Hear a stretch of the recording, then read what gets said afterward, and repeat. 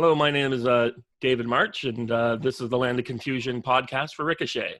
This is my co-host. Hi, I'm Don Tillman in Silicon Valley.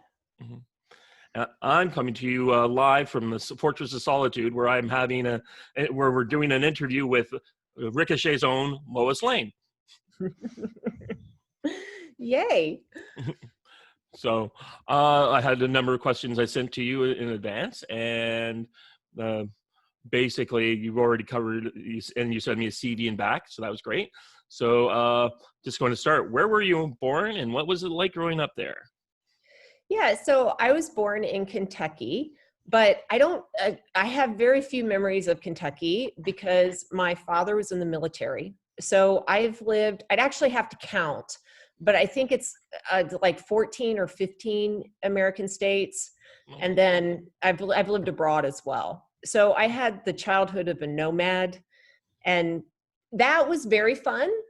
And it was a very conservative upbringing because I'm an Army brat. And if you have been to a military base in Kentucky, it's going to be very similar to a military base in Germany or California. I lived in Fort Ord for a while, which was an awesome place to be as a kid. Because we could see over the Monterey Bay, which I know Palo Alto is not like right there, but I've been back and I've looked at that house and I thought, oh my God, this place would be worth so much money for my captain father. But it was a great place to spend some time. Okay. A number of our guests so far have become either from born in military families or have been in the military themselves. So we have some experience with talking to people from that. So my next question for you, why did you become a conservative? When did you realize you weren't like all the other kids? So again, my upbringing was pretty conservative, but having said that, when I went to graduate school, a little bit further along, I realized that people did not all think like Army brats. Not only are we a very small subset of the population, but I was astonished. Graduate school was when I really learned that, yeah, there's a super big, wide, progressive world that I found truly different from what I thought, because obviously I had friends who were Democrats.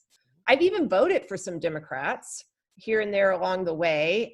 No one at Ricochet get mad at me, but I went to high school and college when my father retired in Georgia.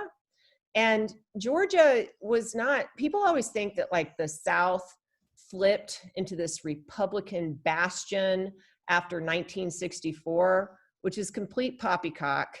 And then the idea that they all did it in the 1980s, also wrong. Georgia didn't have its first Republican governor until Sonny Perdue. And I would have to go back and look, but that was like 2003, 2006. Like it was in the 2000s. Mm-hmm. So you would have to have been able to interact with people who were Democrats, but they were all of the blue dog variety until I went to graduate school. And then I was like, holy frick, what the hell happened? And that was also, I stayed at home I worked, but then I stayed at home for a while with my son. And then as he got older, I needed something to do. So I went back to school to learn more. And I will say this about that experience, it made me question everything that I had ever thought. And then I realized that my father was really right about all of it. So I didn't, but I had to question it because from every side, it was suffocating. Conservatism that's not a myth. That's totally not a myth, how one-sided schools are now. And that was a different experience because I graduated as an undergraduate, like I went to college in the 80s. Mm-hmm. And then I went back in the 2000s. And it was a very night and day. Maybe I was more awake because, I wasn't 18 anymore, but Mhm. it was a very different experience. A friend of mine a few years ago, really cool. She's great. And she went off to graduate school and came back talking like she was from another planet. And I was like, what just happened to you? You have to really be firm in your beliefs, to be completely honest. And there was actually a Ricochet thread about universities. And I made a comment that parents do have to give their kids really strong moorings, because it's going to be an intellectual onslaught. And we just have this credentialing process that is so important. But someone responded back to that, well, no, like, I don't care what moorings you have. It's so suffocating. And I can't remember exactly what they said, but that was essentially it. And I mean, I am proud to say that my own son went to an elite law school where he was definitely odd man out. And he managed to get through it. But yeah, it's hard unless they really, really, really have some firm beliefs. But I was in my 30s. I was too old and too ornery, and I was old. Yeah, I've had a few similar situations where people have asked me, you should go to school, you'd do very well there. I'm like, I think I would kill a lot of people. And So probably are start you with my in professors. academia today? Or Why when now? was the last time you were there? Well, I teach college now. So now I'm on the faculty, but I actually graduated, and though I'm like way down on the low, I'm super low on the totem pole. I'm just an adjunct faculty member at a community college. But even so, that's why I don't like, it's a dangerous world, man. Okay. This is interesting. Tell us what that's like. What do you teach? I teach US history. Yeah. And this morning I wanted to drink because I was reading answers. Like, I have discussion boards and kids talk to one another, because I'm not allowed to be in the classroom right now because of COVID. And so I'm having to relearn this art of teaching. And normally I have very robust conversations with my students, and community college students are less woke, let me say, than more elite institutions, because they're living in the real world. And the irony about that is a lot of them are students of color. A lot of them come from poorer backgrounds. A lot of them are just like all of those people that the wokest left Ivy League school thinks they're trying to save. And they don't like some of that. But this summer, I'm teaching kids who I know are they're not necessarily that demographic. And some of the things that they write are so discouraging. I just want to stick my head in my hands as they talk about how violence is productive. George Washington had slave teeth, so he should be pulled down. Henry Ford, who I do a whole thing on, because Henry Ford, not only did he help us win World War II, he transformed industry. He should be pulled down because he's an anti-Semite. Like, it's my fault because I asked the question, are there any American people that you think should be pulled down? And then it was just an oppressive Maoist type, yes. I'm like, oh my God. Yep. And in a classroom, it would be a lot easier to have a discussion about that. To then go, well, all right, well, let's talk about the fallacies here. Online, it's dangerous to correct that. So this was recent then, your question about statues, right? Yeah, this was this morning, because obviously my little heart, I think I'm up to 7 presidents now who've been attacked, either defaced or removed or whatever. And I'm just like, my history loving heart is breaking into 1,000 pieces. And my response to it is tomorrow they'll watch a lecture on the Cultural Revolution in China. Yep. and I hope that they'll be able to connect some of the dots, you know, or maybe the Taliban pulling down the statues in, where was that? Yeah, in Afghanistan. well, it's in Afghanistan, but there's it was a World Heritage Site. The Soviets didn't even touch it. And then the Taliban come to power in the late 1990s, and they dynamited it. They dynamited the statues, yeah. So this is a similar thing. And ISIS did the same thing in Iraq. Now this is interesting for me, because the news this morning brings about the riots in Madison, Wisconsin. I went to school there, and a while ago, and they took down two statues and beat the heck out of I think a state senator or something. And one of the statues was a fellow who died fighting on the Union side of the Civil War, and the other was the woman in the robes, the forward statue. I believe that's the motto of the state of Wisconsin, sort of like a version of the Statue of Liberty. And those they took down, which doesn't make any sense, which tells you that none of this makes sense. There's no, it's more about. It does make sense from a certain perspective, but they don't have any.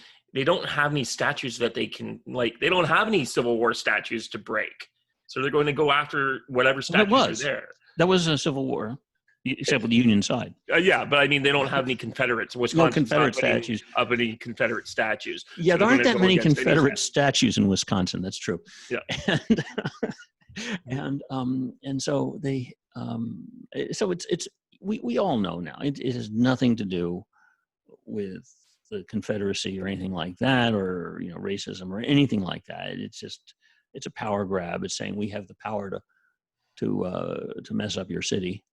And it's unfortunate. Like I said, I went to school there, and it's a beautiful city. It's a wonderful city. I love it. And I've been there a bunch of times afterwards, recruiting engineers from the school. So I got to watch it. And it's just a beautiful, adorable little city. It has the school there, and it has the state capitol there. So it had a lot of money, and it's surrounded by farmland. It's just sweet. That said, it's also been home to a lot of radical riots and things back in the 60s. They actually blew up. They actually planted in like 69 or something. I'd have to look it up. Some folks planted a bomb in the science building and blew it up, and killed a grad student in the process. It's where the nuclear reactor is. No, I'm kidding. The nuclear reactor was installed later. They rebuilt the building. Okay. The facade remains. They rebuilt the inside, and they put a small nuclear reactor, a test reactor. It's not a serious one, but it's a great what nuclear reactor. No. And the senator they beat up is a gay Democrat progressive. Of course, he's gay too. It's like, yeah, you guys just beat up what you say you want, but then Oh God, I have been working all day. Mm-hmm. I mean, I've been working since this morning. Mm-hmm. I haven't looked at the news at all. So they didn't beat up. When you said that, I thought you meant that they beat up a statue of a state senator. They beat up an actual state senator? Yep. Yeah, actual guy. What was his sin? What did he do? He was filming some of the some of the riots. He was filming it, and one of the guys saw him film it and came over and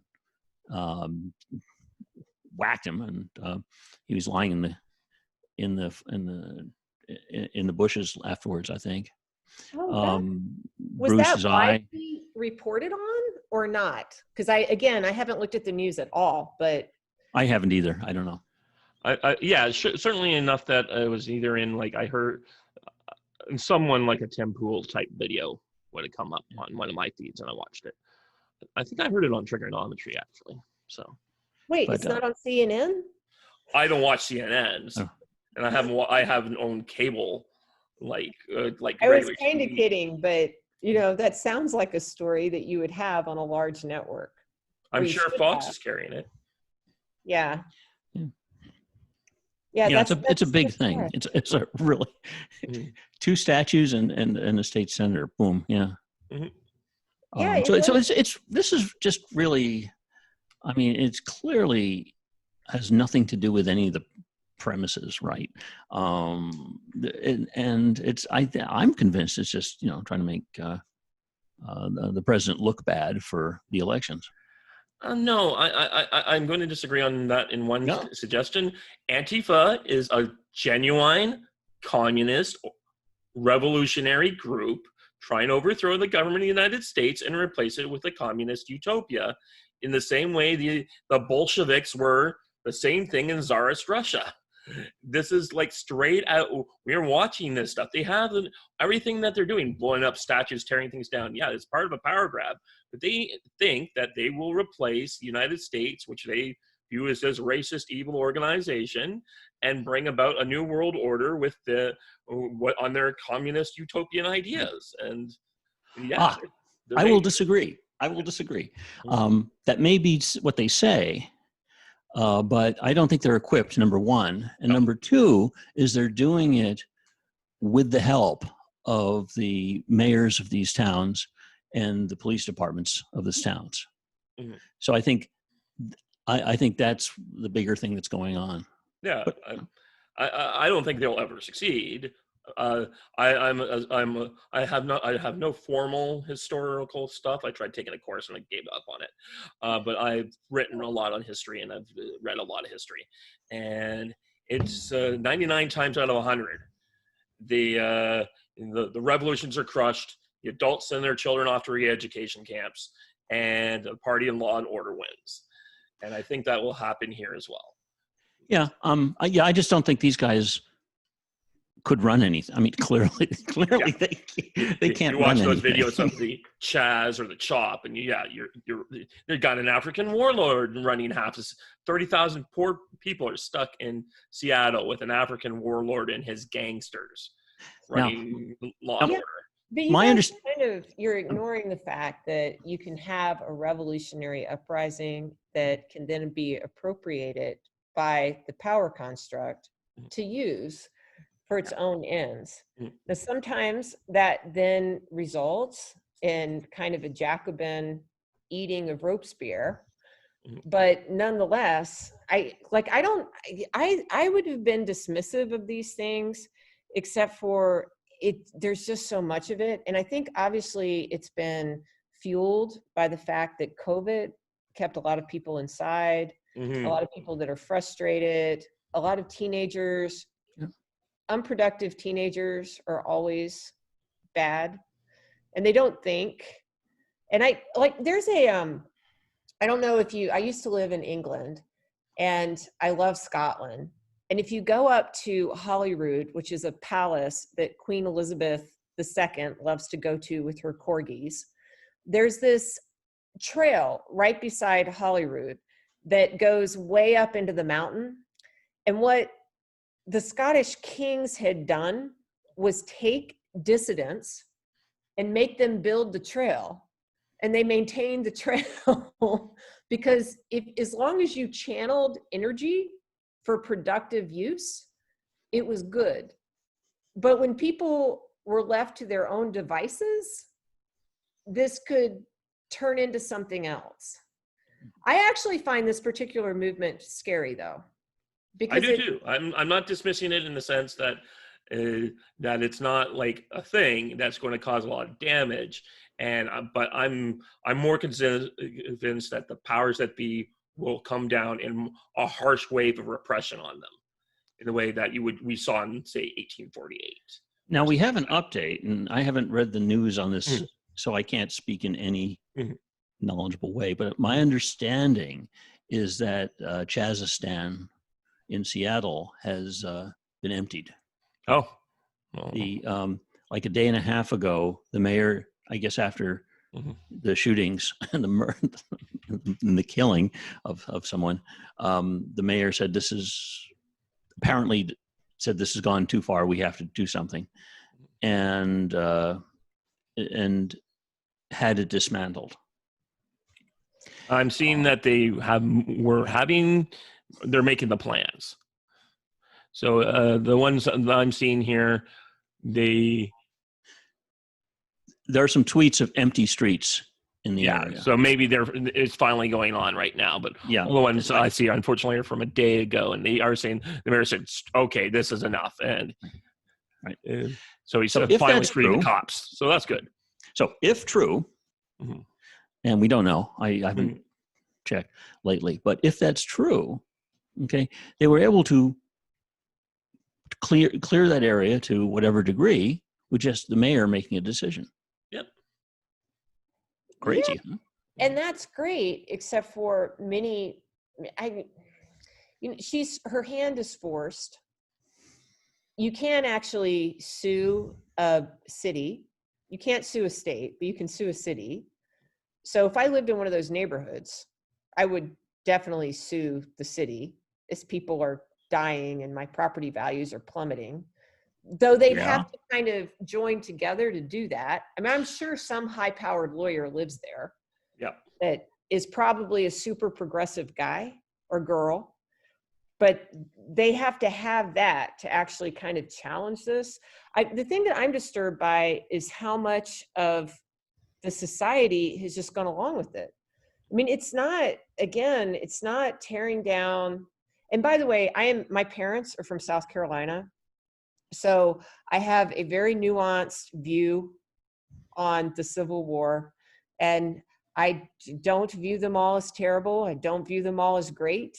I understand that it is a difficult subject, and it's not as simple as just tearing down this statue or that statue or whatever.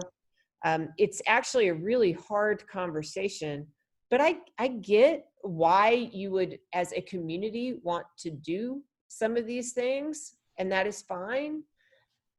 But people the University of Texas in Austin had a poll, and they had a bunch of Confederate statues on their lawn, and they had a student president who was elected because he was funny, and that was the only reason he was elected. But he needed an issue, so he talked about just like any politician. So he talked about how these statues were an embarrassment to the University of Texas. And they had a poll, and the University of Texas in Austin has like 60,000 students once you throw in graduate students. I looked at that poll, only like 3,500 of that community responded to it at all. So most people it was completely off their radar. And out of that 3,500 or so people, most of them said, you need to contextualize these statues and make them make sense to people. And that was it. They didn't vote for removal. So when I forget the last great uprising, after the Confederate thing in Charlottesville, the thing in Virginia, that was such a debacle where the girl died. In the middle of the night, the president of UT at like 3 a.m. removed all the Confederate statues and Woodrow Wilson. Well, at least they got one guy right. Yeah. I mean, which is funny because I absolutely despise Woodrow Wilson, but I don't want to remove Woodrow Wilson from his policy center. He was the president of Princeton. Fine. Go right it. Leave him there. I don't care. That's, but it was all of the people who actually are in power are making those decisions. It's not the people themselves. And that I find a little frightening, or they're mobs. And of course it spreads. We can have a conversation about whether or not Robert E. Lee should have been on the mall of the University of Texas in Austin. I mean, that's fine. Someone can decide that he shouldn't be, but it was all done at like 3 a.m. And there are reasons for that, And then of course, when the Sons of the Confederacy sued them, and again, I'm not trying to defend the Sons of the Confederacy or the Confederacy. It's good that the Confederacy lost the war. They were on the wrong side of it. I can talk ad nauseum about how Robert E. Lee was not the wonderful like he was good and he was bad. He was a flawed human. He did some good things. He did some bad things. He's not even as good of a general as we sometimes pretend. Mm-hmm. But nonetheless, you don't remove these things in the middle of the night without causing resentment. And if you do, and you've so convinced people that they can't say anything, that then it becomes really easy to pull down a George Washington because of his slave teeth. And my students believe it. Whether or not Antifa, they're not all Antifa. They're just, some of them are just middle-class white kids who live in the suburbs, and they think that the ultimate sin is racism, which one could make an argument for, but they can truck no forgiveness at all for any of it. They can't put things into context. And that's scary because then they become pawns in something bigger. I think it's also important to ask, why now? Why now? Why today? You know, you've had, what, 160 something, whatever, years. Why is this the most important thing in the world right now? Why is it worth people losing their lives? Why is it that a fellow in, when they pulled down the statue in Portsmouth, Virginia, that landed on the guy, you know, and he's apparently not doing very well right now. And that last stand, why is it worth this right now, as opposed to, last 10 years, last 20 years, last 50 years? Had lots of opportunities. I think the Confederates have been under siege for a while. Some of them in ways that are fine, and some of them in ways that are not. But I think the moment for right now, where you're expanding out, is that, and here I'm going to make some people Ricochet mad, but you have a weak president, and then you have this cultural zeitgeist that's going to rise up and try and grab power during that. And I think they see it as an opportunity. And I wish that that wasn't the case. I don't, and of course, they're very much invested in Donald Trump losing in November. They're very much invested in that. So they want to make chaos and mayhem and push the situation. And they've been locked inside for 3 months. Mm-hmm. Mm-hmm. I feel I like agree. a revolutionary. I went to the grocery store and I didn't wear my mask, and the little checker was like, "You need to wear your mask." And I was like, "Your sign says it's suggested. I took your suggestion under consideration." And then the lady behind me said, "Oh, I don't have to wear my mask." And she ripped hers off. And I was like, power to the people. Yep. And then you ripped off your top. No. Oh, okay. Well, since I look like Lois Lane, the Terry Hatcher version, why Yep. not? Yep. Yeah, you know, I because there's just resentment. It's just like, frick, you treat people so unevenly, even things that make sense, like wearing a mask at a grocery store. There's nothing necessarily overtly, I don't know, Maoist about that.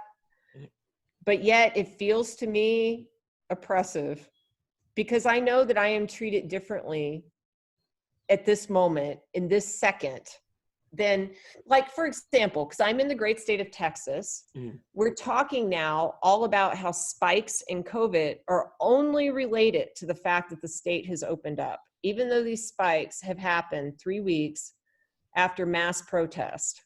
Yep. And I don't understand that. I'm like, wait, I don't understand. Can't you guys just be a little bit more even? Nah, not. No, they won't. And they're not. Yeah, right. They're not going to take the incubation time into account. Mhm. They're just saying, if we have some data, we'll run with it. You know, it's too good to check. Mm-hmm. Yeah, and that makes, but the part that makes Ricochet mad is I don't think that Donald Trump is very articulate as he addresses these things. Yep. And if you had someone, like, I can't even imagine, and I know that he's like the guy everyone goes back to, and it's like, we need someone else, and I get it. But I still remember him quite well I mean, if you did have a Ronald Reagan type figure, I mean, hell, you could have a W who wasn't even that articulate, and you could marshal some sort of something that didn't feel, I don't know. I'm scared in this moment because I don't think that there's a strong leader in place to resist the zeitgeist that's happening. That's the only thing I will say about that, is that I think that he's the only one who can resist the zeitgeist because he has his own. And I would look at W, or and especially his father, and I would think they'd crumble in this. They just would surrender, and they would be like, "We're trying to be we've tried to be the nice guys." Like, especially the Mitt Romneys, now that he's getting cheered by all these people I know who are progressives who, what was it, 8 years ago, were going around calling him Hitler. Right. And now they all like, oh, well, he voted against Trump, so we can love him now. And so I understand Trump has a lot of problems. He's an incredibly flawed person, but he reminds me of Grant. He's a blunt object, and he's the only thing that's going to fight against this stuff. Look, man, I understand that Trump is the only thing that's standing there. I just think he's a very imperfect tool. Oh yeah, I agree. I was a Ted Cruz person. I'm from Canada, but I've really watched that, and I would have preferred Ted Cruz running this show, and I think he'd also be another person who could push against this. But looking back at most of the presidents that the United States has had, both the Bushes especially, I think would not be able to fight this, because when it came down to it, but look at W. They're much more failures in my mind. W, who was absolutely excoriated all the time and was compared to Hitler all the time. Oh yeah. And Michael Moore did that entire slide down with him. And Bush had incredible opposition to the Iraq War, and he didn't fold like a house of cards. He made mistakes. You can even argue if he should have folded along some lines, but he did his surge against when he was finally had nothing else to do. But he ignored that war. He started the war and ignored it. I'm like the opposite end on this. Like, as far as I'm concerned, W is probably the worst president in the last 50 years. So I'm a really bad person to argue with W about. So. Okay. Well, I'm not going to lie. I mean, I like W. Yep. Well, we're here for different opinions. So that's we're here for different opinions. So that's why I was like, wait, I'm not going to go off of my W tirade, because I'm like, everything you probably hate about Trump, I would say similar things about W. So that's and I also understand that, and this is one thing I'll say about Donald Trump. I mean, I understand that this entire casting of the Republican as the racist bad guy, it didn't start with him. And I remember that my son, so I'll tell you a funny story. We moved to England, and my kid was like 11, 12 years old, and he went to make friends with some other kids. And this was during the Bush era. And he said they were playing soccer or something. They came up to him, and he said, "Hey, this is my name." And they went, "Oh, you're an American." And my son thought that was the greatest thing ever. And he's like, "Yes, I'm an American. So, let's be friends." And this kid looks at him and he says, "Well, you're all fat and your president is a wanker."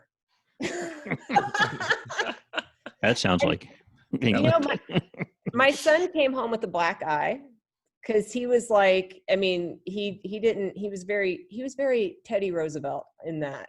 He was like, well, I'm not fat and he's our wanker.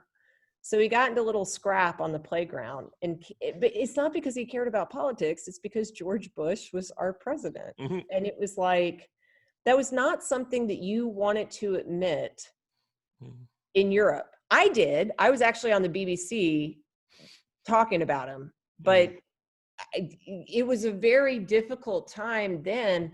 I can hardly imagine what it would be like to live in England in the Trump era.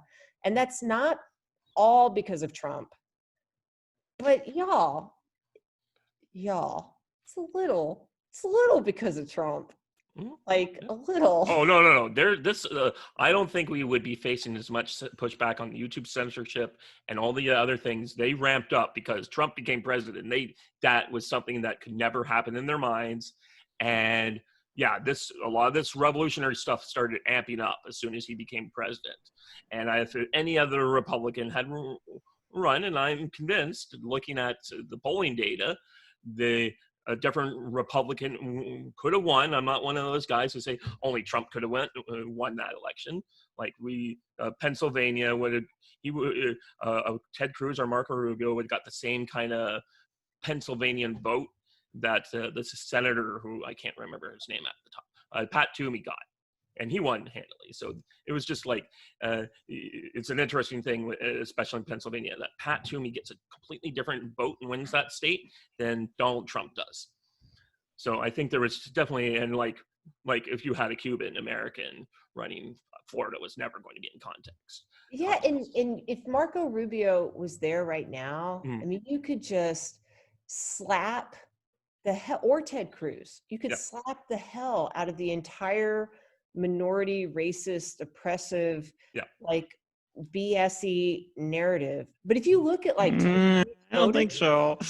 I totally think it would have less resonance, at least with a suburban woman who you have to kind of look at. Like, you're never going to have resonance with the super far left progressive who is pulling down statues or beating up a state senator. But the thing that Donald Trump has lost is a suburban white woman who has gotten way too woke. I mean, those Karens, they're freaking scary. And I used to have book club with them, so I know how petrifying they are. That would have been harder to lose with someone who spoke differently. And I am like one of those women in a way. And I write about this on Ricochet, that I'm like one of those people who's like, I voted for Republican for president every year, every 4 years of my entire life until 2016. And then I didn't vote for Hillary. I just essentially didn't vote. And then I voted for a third party, but that's essentially not voting. And then that No. really I'm going to push back. I come from Canada, so third parties are real things. But your vote, every politician has to earn a person's vote. And if they don't earn it, it's not that person's fault. And if they gave it to someone else, that's good. I don't countenance that a vote for another person is not a vote, is a vote for the enemy. No, that's... Well, I exercise my vote because I am a good civic. I believe that you have to exercise your civic duty. But I'm looking at 2020, and I will never vote for Donald Trump. I might vote against this horrific zeitgeist, which is Maoist. And that is not the same thing. Like, I can vote against Joe Biden because I think he's going to be controlled by progressives. And that effectively means I cast my vote for Donald Trump. But I would much more like it if I had something to actually be inspired by. And I'm not sure. And I am like a political junkie. And in graduate school, that's all. My thesis was on the construction of the racist Republican, talking about how very unfair it was. Like, I am very plugged into politics. I'm not sure if Karen down the street is going through the same process that I'm going through. And I think that that's a difficult position for Donald Trump. Because, women don't like him, man. They don't. Yep. And they don't. But Trump was going to get, and I still think he will get, a lot of votes that are going to surprise Democrats. And that's enough to get him over the top. I think it is, because people are going to vote against like you said, against the Democrats. And the suburban woman, mom, maybe that's just something that is not part of the coalition anymore. Yeah, I don't And know. I'm not sure I believe the suburban women thing. I see a lot of suburban women at the Trump rallies, so I don't think I'm not convinced that that's a properly um, accurately measured demographic. Mhm.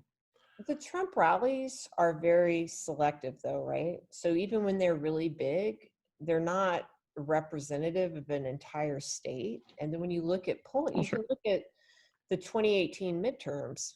Essentially, suburban women are the people who kind of shifted that race. Yep. So they're a very important demographic, Mhm. and it depends on how they react. And to be completely honest, I don't know how to read it.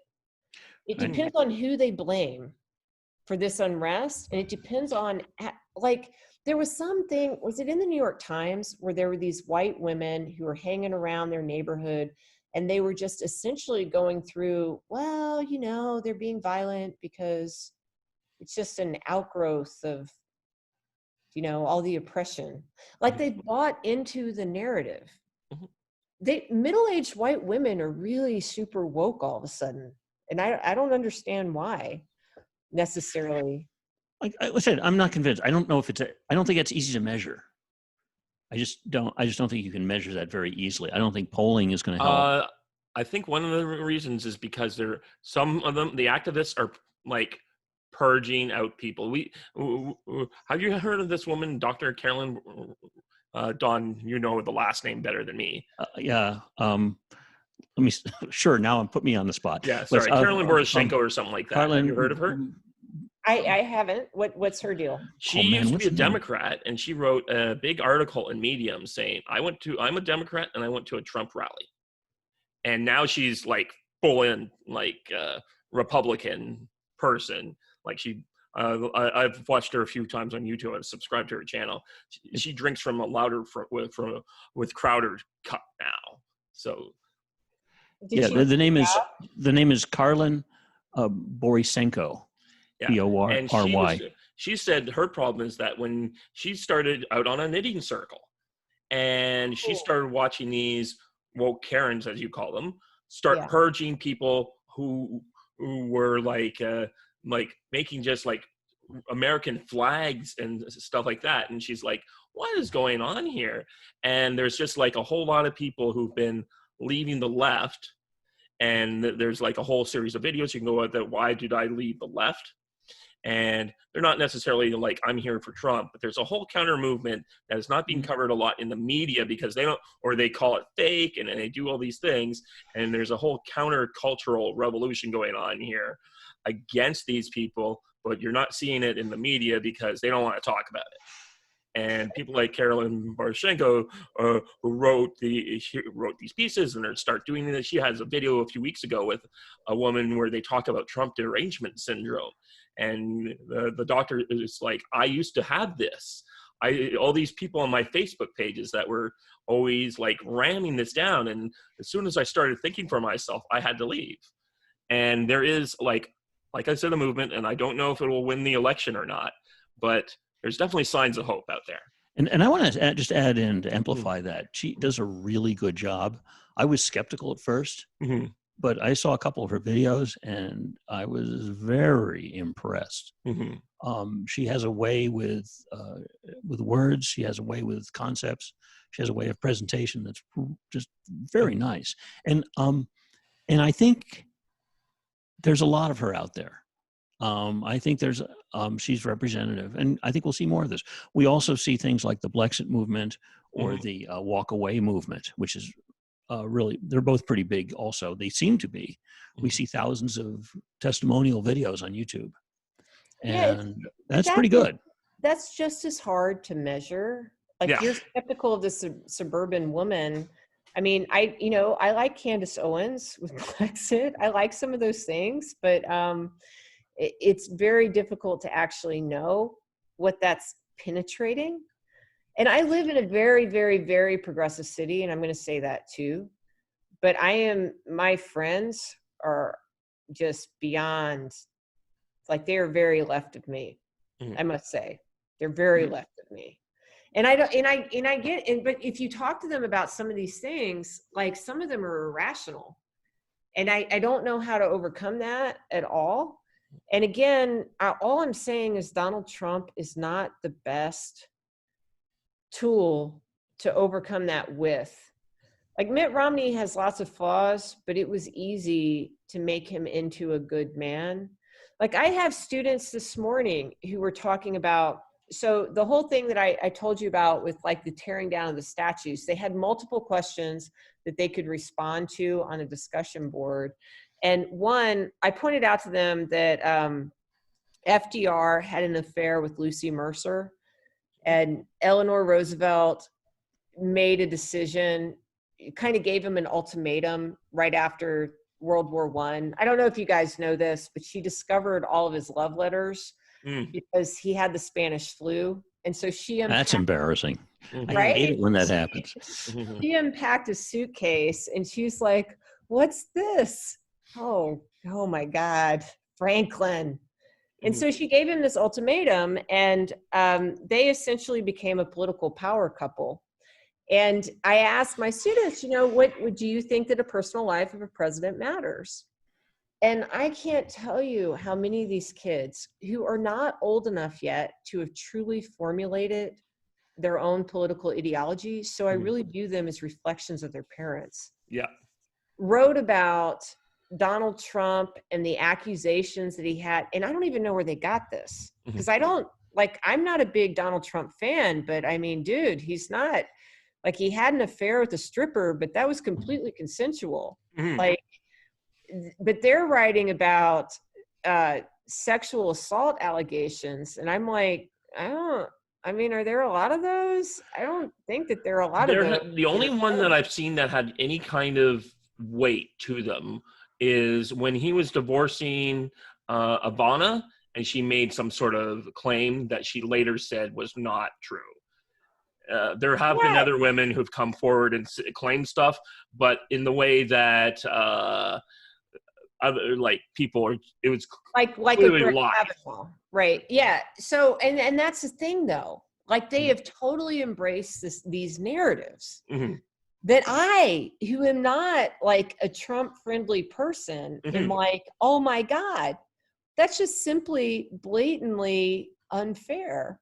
Well, they've also proven that they're good at fabricating this stuff. Yeah. With the Blasey Ford thing. By the way, she lives near me. She lives about 3 miles in that direction. Oh, no. Well, I will tell you that too. Like, but they've proven that they can fabricate this stuff out of whole cloth. Right, which is the only reason that I would vote for Donald Trump is because I hate Stalinist, Maoist tactics. And I would have crawled over broken glass to vote for Ted Cruz. Yeah. And it wasn't because I love Ted Cruz. I like some things about Ted Cruz. I think Ted Cruz is super smart. I think he's way more knowledgeable about how civics works than Donald Trump. I mean, again, I'm sorry, Ricochet, but Ted Cruz does know these things a little bit more. He knows how many amendments are in the Constitution. But there's like his presentation is so very smarmy Baptist preacher that sometimes I understand why people don't like him. I would have crawled over broken glass. It did not matter. I was like, I watched the Brett Kavanaugh stuff and I was like, oh my God, this is insane. And again, if I cast a vote for Donald Trump, it will be totally because of that. It's because it's insane. It's absolutely insane. That's a good reason. Yeah, it is a good reason. And now we have a record to achieve to him. I was watching a video with Dave Sussman from Whiskey Politics, and he was interviewing this woman, and she said, I asked her, like, you were not a Trump supporter in 2016. It's like, oh yeah, I thought, and she's like, look, he was from New York. And the woman's like, I'm from New York. I've seen this guy.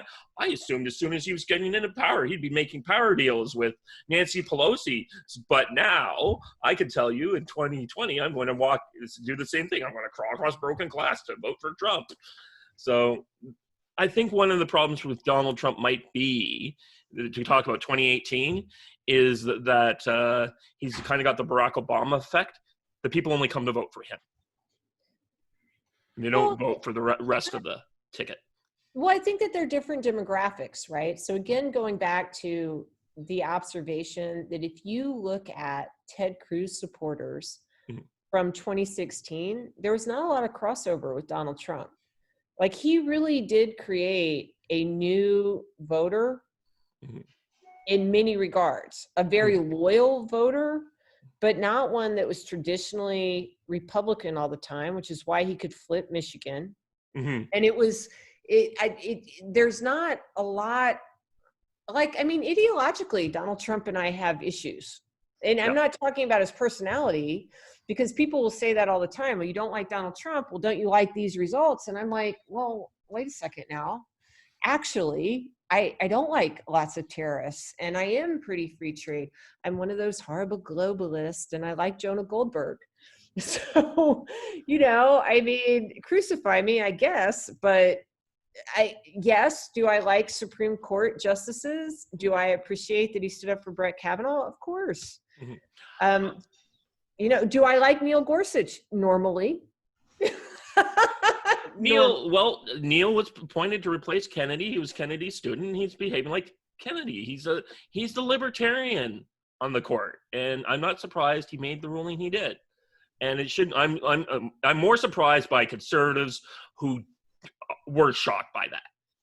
It's like, guys, you knew he was going to go and do the libertarian thing in this case, and You you got probably a stronger case for why you accepted it versus the four liberals on the court who all just kind of went along because they didn't have a thought in their head.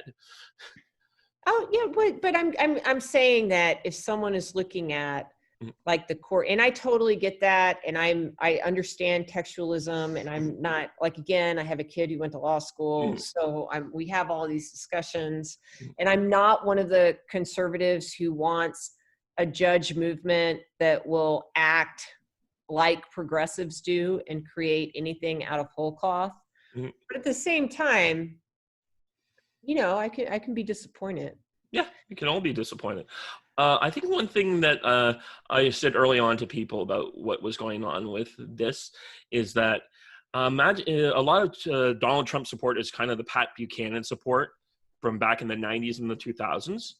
Totally. And it always occurs to like Republicans were more than happy to have their support, their money, and their volunteers, but they never wanted those guys in charge. And suddenly they got in charge for once, and they now expected a reciprocal arrangement that the Republican Party would provide the money, all the neocons, the globalists, all those guys would support them having a turn at the controls. And some of them did not like to be, they didn't want to actually share power. They didn't actually want to let anyone else at the driver's seat for a little while. And that No, was always I my thought. get it, which, by the way, is like one of the problems with Joe Biden, because no one in the conservative party, they didn't want the paleocons Mm-hmm. to have power.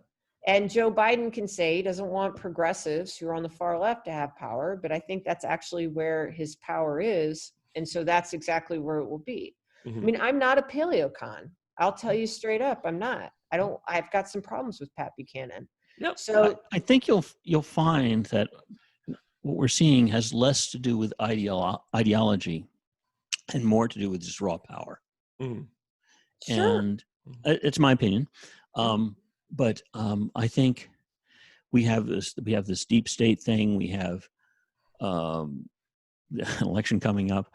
I think the left just wants raw power. They don't have a consistent ideological baseline, and Republicans do more, but they're not as power hungry. So we have John, these two forces against each so other. I'm going to push back a little bit on that. I All mean, right. I agree that progressives want power, and I agree that it looks different than the right side.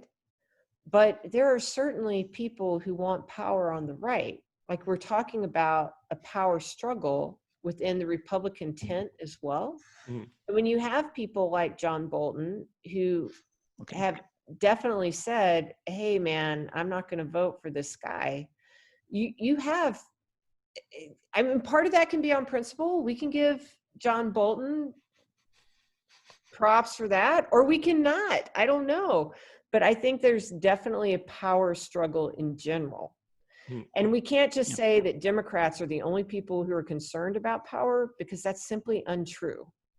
And I don't think that Donald Trump is an ideological guy. Like, it's actually one of those things that I don't like about him, because I don't know what he is, right? Like, I mean, at least I knew it. I think that Donald Trump is more of a paleocon than anything else if you were going to put him into a conservative tent. But I don't think that Donald Trump is a conservative. I think that Donald Trump is Donald Trump. And that's singular. I think Donald Trump is actually a nationalist. I think he loves America, and he wants to do right by it, and he treats the country, he sees his job as the president of the United States as the CEO or the head of state. Like, imagine the countries were football teams. And when he goes out and says something nice about Putin or Xi Jinping, and he's saying that, it's no different than, say, the CEO of the New England Patriots, the general manager of the New England Patriots, going around saying that stuff about the Dallas Cowboys guys, saying they're really great and all that. But in the end, Donald Trump does want to win the Super Bowl, and that's what he's trying to do. Yeah, And his other ideology is he's a capitalist, and he sees what's going on, and he wants to make the country richer, and he looks at things as zero-sum games in the way that a corporate CEO does, not necessarily in the way that an ideologist, a person who's thought a really long and hard about why they are the way they are, like a Reagan. That's not right. No, I I agree. know he's not like Reagan, but he's also that zero-sum game. I look at Donald Trump and I think that he sounds very mercantilist to me. Yep, he's a mercantilist. I'll straight out say that. He is. And I'm not. So that becomes very problematic, because if we're going to find an ideological peg that I can hang him on, it's not my ideology. The only thing that I like about Donald Trump, and I'm going to be completely and absolutely honest, is that he's not a Maoist, which is essentially what the left is. And even when he's talking like to these other guys and he's praising Xi Jinping, right now Xi Jinping is he's a much more politically crafty fellow than Donald Trump in his own country. And that's bad. Donald Trump needs to step up his game a little bit. Xi Jinping is using propaganda very effectively against the United States. He's very effectively looking at all of the unrest here, using the violence in our streets and saying, this is what the United States is, China. And that's, I mean, that's not a game that Donald Trump created, but it's a game he should be able to play better. Yeah, and I agree. How so? How do you think he could? I can say, given this the violence thing is kind of new, but how would, let me put it the this thing way. I would have said is that he should have come out hard again in support of the Hong Kong, and we should have been like, he has been doing some of that, especially through the State Department, but he really should have been much more pro the Hong Kong supporters, in my mind, right from the beginning, and not being distracted by the 100 things that he gets distracted by. I'll let Lois continue. Sorry. Yeah, well, I think that that's a good example, but I think that he also changes his message a lot. Like, he's recently changed his message on Maduro. He's kind of seems to step on himself a little bit here and there along the way. He makes totalitarian dictators, like, I don't mind that he says nice things about them so that he can talk to them, but then he looks weak at home. Like, for example, with the violence in the street, and he did his thing with the church. I watched that live. And when Donald Trump left the White House without apparently telling anyone what he was doing, I watched him walk across the thing, across the graffiti, and I was like, oh my God, this is great.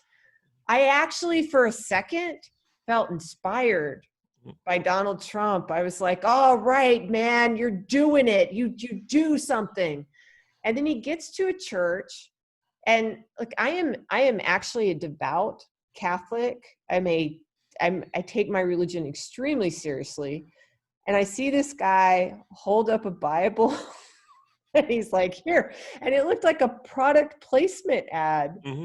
And I was waiting for the like, you know, the Reagan thing about people on their knees will be, you know, just dominated by something, anything. Yeah, And it was just, certainly something, at least like George W. at 9/11, after 9/11, I at the hear towers, you. like, we're just going to kick these guys' ass or something. I don't know. Yes, that was all. Like that was like I cried when George W. took his little thing with the freaking fire department. It was like, Yeah. I hear you.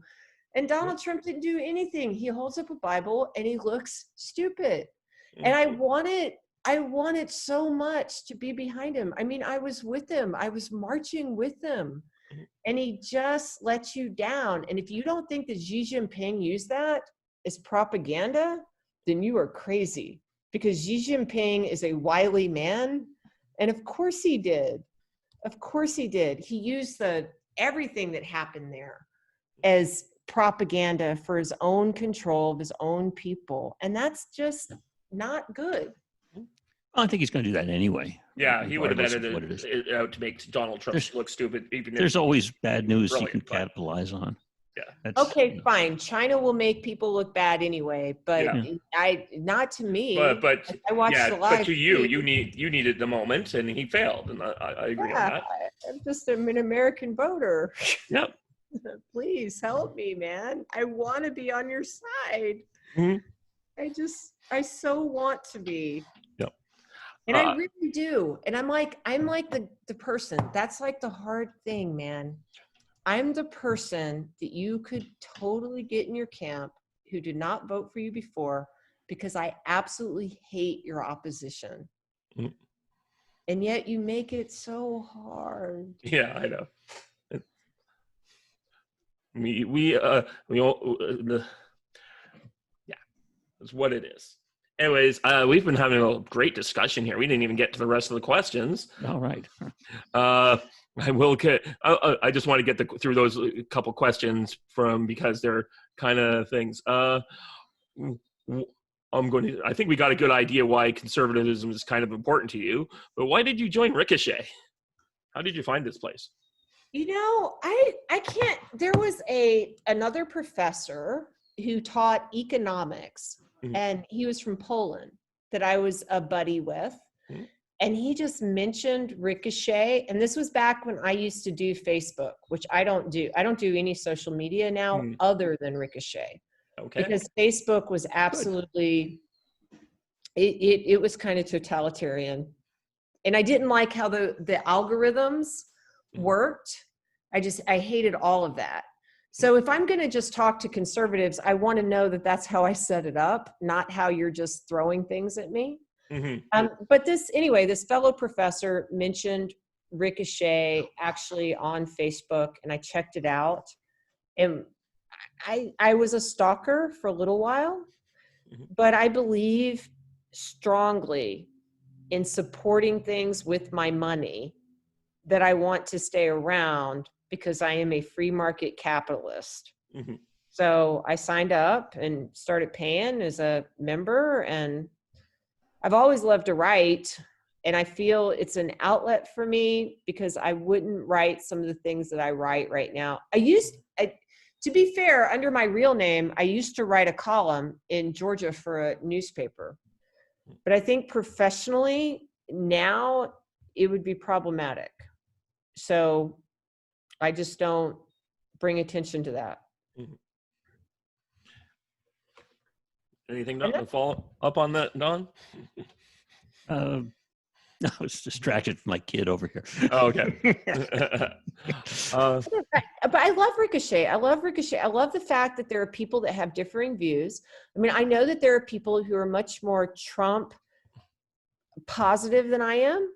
And I like reading what they say because they're always very smart people. Like I am definitely not one of those people who thinks that people who vote for Donald Trump are bad people or stupid people. My parents both voted for Donald Trump and are very enthusiastic Donald Trump voters. In fact, my mother is like, but we like him. Like genuinely like him. And I'm like, how can you like him, mother? And she's like, I just do. I'm like, okay.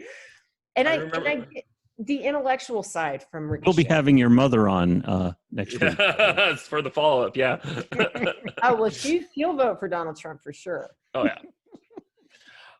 What is it? One thing they can say about Donald Trump is he created his own brand and was beaming that brand in the homes of people for like 14 years. So they got to see him firing a person every week for 14 years. And I think that really did help him a lot, especially when we were coming out of the Obama years, when it was next to impossible to get anything done.